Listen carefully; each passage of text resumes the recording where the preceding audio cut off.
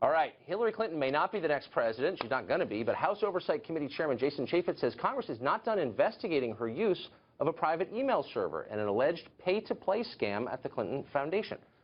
Chairman Chaffetz joins us now. Mr. Chairman, great to see you. Hey, thanks for having me. So this is going to continue. Why?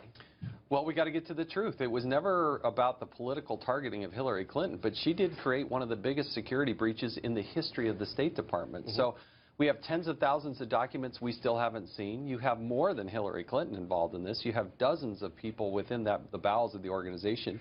You have the Undersecretary of Management, Patrick Kennedy, who says he was able to bury documents down into the bowels of the State Department by misusing a FOIA designation, a Freedom of Information Act designation. You still have an open investigation at the State Department itself. So we have a whole array of things. Now, the State Department investigation, that will not come to a close when power changes hands from Obama to Trump. Well, it should. I mean, you have people who have security clearances that obviously violated those, but have not been disciplined in any way, shape, or form that I can tell at the State Department. Of course we're going to look at that. We'd be remiss to just dismiss it. It wasn't political targeting at the beginning. So because there's been a political election, why should I just drop it? Well, that's right. In fact, the stakes are lower now because she's not running for anything. But we have one of the biggest security breaches ever. Of course we got to fix that. How did they migrate all of this classified information out of the system?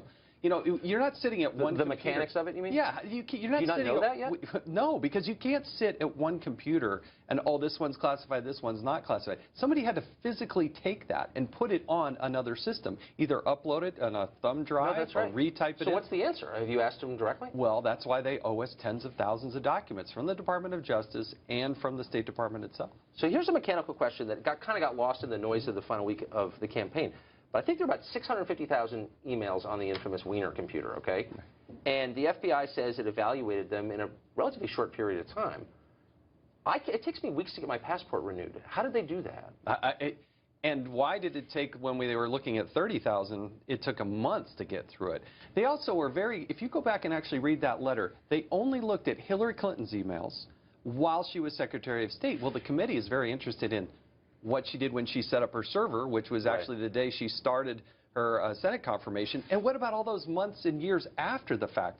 Because we still, here in 2016, getting ready to celebrate New Year's, we still don't have the documents that go back to 2009. If you were president, newly elected president, would you keep Comey on as FBI director? Look, I am not in the position to make that direction. Do you have confidence in him personally? Yes, I do have confidence in him. I have nothing to believe that he was politically motivated.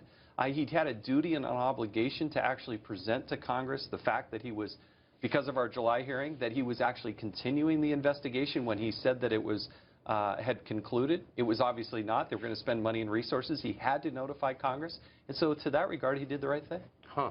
So, I mean, because looking at it just from a civilian perspective, you're getting whiplash going back and forth. What is this about? But you think at every turn he did the prescribed thing, the thing that you would have done had you been him. I come to a different conclusion than he did, but I still want to learn more about the investigation. We have allegations of a quid pro quo. I'd like to hear more about that. But in terms of notifying Congress, making himself available to Congress, yes. But until I have the tens of thousands of additional documents that we don't yet have, I can't get to the conclusion yet. On for that. Okay. Mr. Chairman, great to see you. Thanks for having me. Thank you for coming on.